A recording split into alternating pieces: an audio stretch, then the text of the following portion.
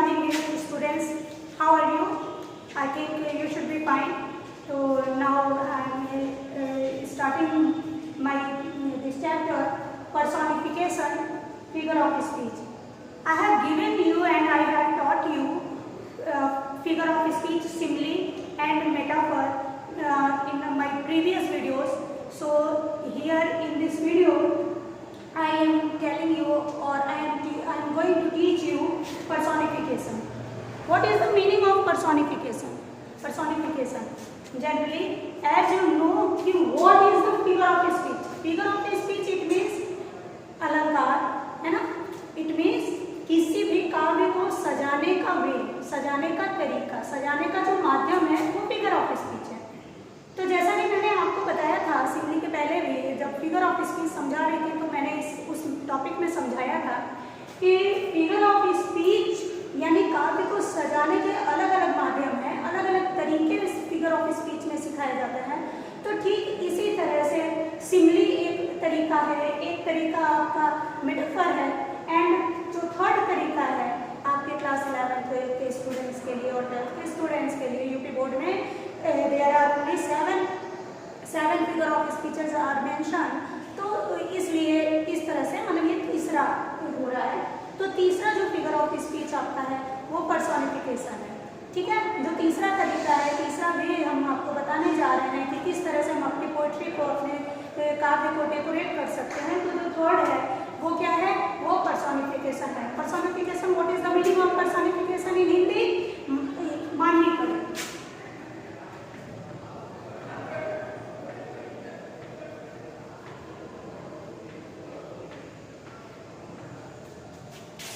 माननीकरण it means किसी lifeless thing को, किसी निर्जीव चीज को अगर हम मनुष्य के समान मान लेते हैं, जैसे कि मान लीजिए किसी के ऊपर मृत्यु आने वाली है, ठीक है, या किसी की माँ को, पुरानी स्टोरियों में आप लोगों की कहानी दी जाती है कि एक माँ थी, उनके बच्चे थे, कुछ समय बाद माँ को मरना आया, है ना।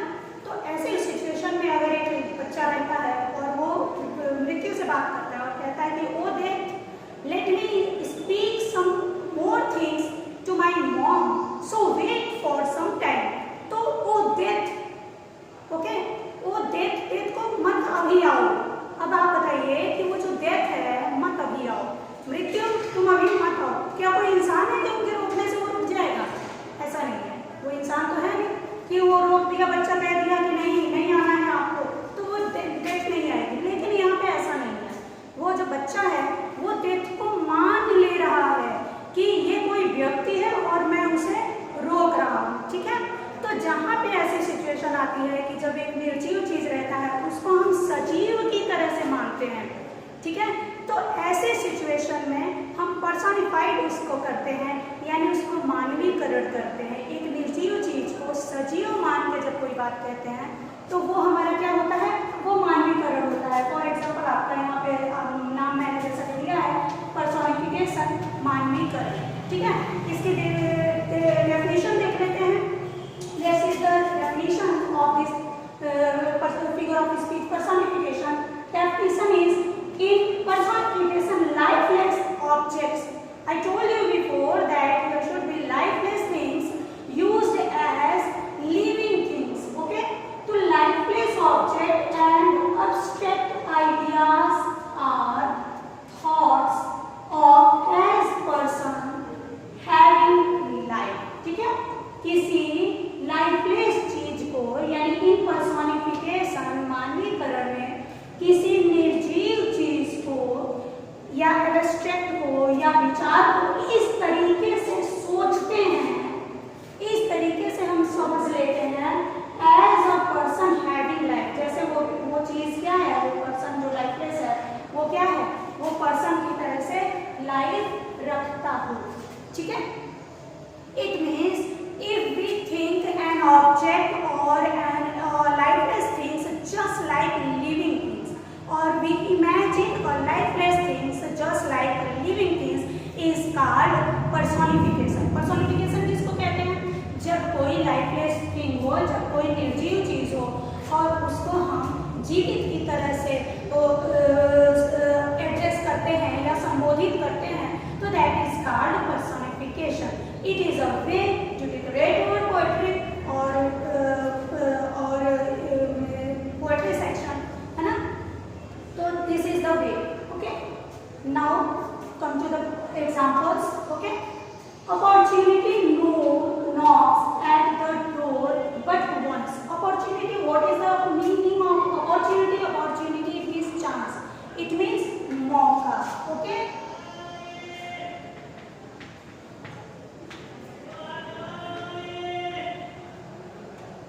opportunity means chance या मौका. ठीक है, तो opportunity knocks at the door. जो चांस होता है वो नॉक करता है, दरवाजा खटखटाता है, बट वंस, लेकिन कितनी बार खटखटाता है? सिर्फ एक बार. तो here is opportunity knocks. Knocking, the work of knocking, whose work of knocking. जो नॉक करते हैं डोर को, ये दरवाजे को, तो कौन करता है? जिसमें जान होगी वही तो दरवाजा खटखटाएगा, अदरवाइज कोई दरवाजा कैसे खटखटाएगा, है कि नहीं? अगर निर्जीव किसी चीज को हम यहाँ पे रख देते हैं और उसके बाद कहते हैं कि तुम उठो और वो दरवाजे को खटखटाओ, तो कैन इट पॉसिबल? नो, है ना. It can't do this. Okay, ये नहीं कर सकता. तो इसलिए अगर हम कहते हैं कि कोई चीज आई और दरवाजा खटखटाई, तो इसका मतलब उस चीज को हम मनुष्य की तरह से मान के क्या कह रहे हैं? कह रहे हैं कि दरवाजा खटखटाया. ठीक है, तो अपॉर्चुनिटी यानी मौका, knocks at the door but once. जो मौका होता है, जो चांस होता है, एक बार दरवाजा खटखटाता है. यानी काम कैसे कर रहा है? यहाँ पे लिविंग थिंग्स की तरह से काम कर रहा है. अपॉर्चुनिटी, मौका जो है, यहाँ पे मौका, अपॉर्चुनिटी जो है वो कैसे काम कर रही है? नॉक्स कर रही है, यानी लिविंग थिंग्स की तरह से कर रही है. तो इसका मतलब ये क्या है? यहाँ पे ये पर्सोनिफिकेशन है. ठीक है, नेक्स्ट एग्जांपल देखते हैं. Anxiety is sitting on her face. Anxiety, what is the meaning of anxiety? चिंता. एनेक्सिटी का मतलब क्या होता है? चिंता. यानी चिंता is sitting on her face. उसके चेहरे पे चिंता क्या की गई? हो गई, बैठ गई. तो आप मुझे बताइए कि जिसमें जान नहीं होगा वो किसी के गोद में जाकर बैठ जाएगा? पॉसिबल है ये? नहीं पॉसिबल है.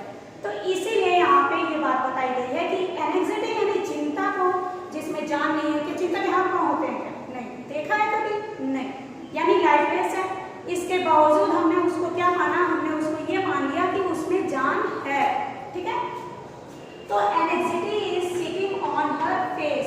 एनेक्सिटी जो चिंता है वो उसके चेहरे पे बैठ गई. अब यहाँ पे थोड़ा सा देखिए, यहाँ पे एनेक्सिटी यानी चिंता बैठने का काम कर रही है, और हर फेस यानी उसका वो कोई गोद है क्या?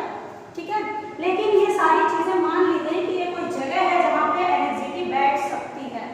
ठीक है, तो ऐसी कंडीशन में यहाँ पे एनेक्सिटी को क्या किया गया? पर्सोनिफाइड किया गया है. क्या किया गया है? पर्सोनिफाइड किया गया है.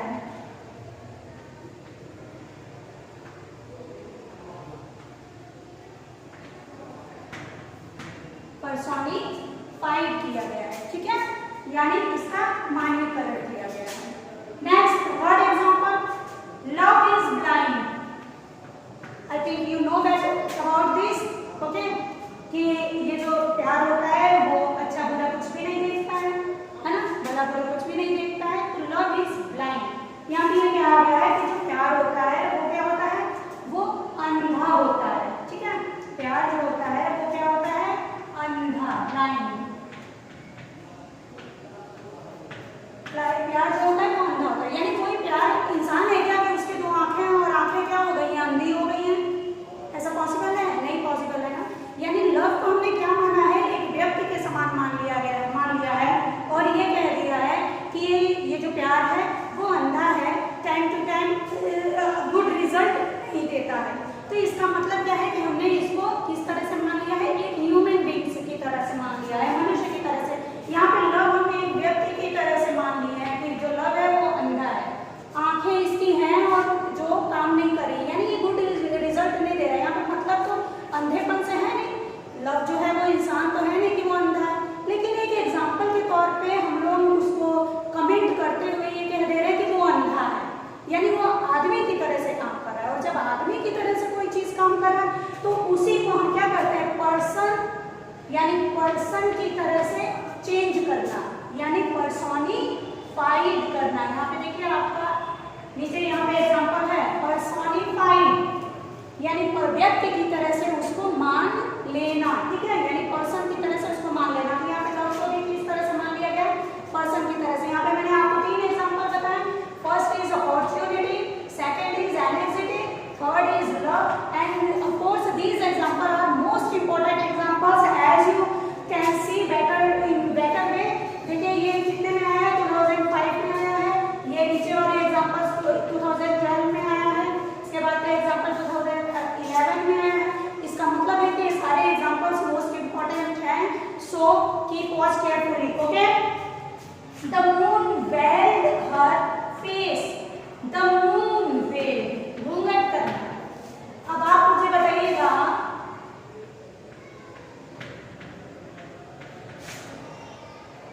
घूंघट में जो छिपाता है तो मनुष्य छिपाता है या लेडी या कोई औरत घूंघट निकालती है कि कोई निर्जीव चीज को घूंघट उठाया जाता है? नहीं पॉसिबल है ना, यानी जिसमें जान होती है घूंघट वही उड़ता है। तो यहाँ पे क्या कहा गया है कि मून जो है, चंद्रमा जो है, वो कभी निकलता है, कभी वो ढक जाता है, कभी क्लाउड में, मतलब क्लाउड उसके ऊपर आ जाता है, बादल उसके ऊपर आ जाता है, कभी क्लाउड से वो बाहर निकल जाता है।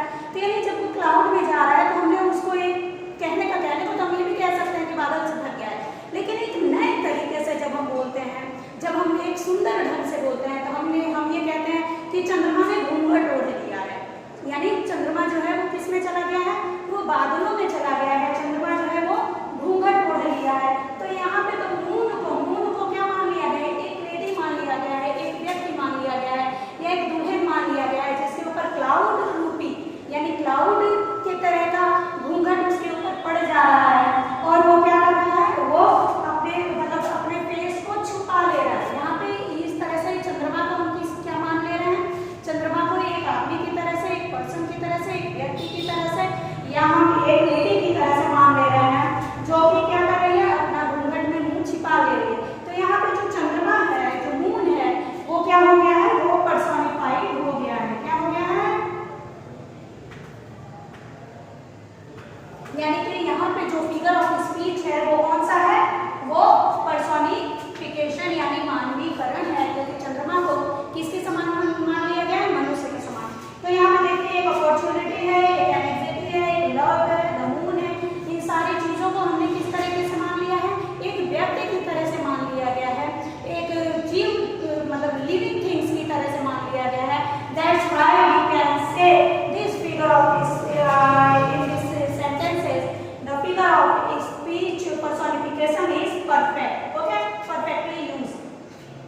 Now experience is the best teacher. Experience, what is experience? Anubhav.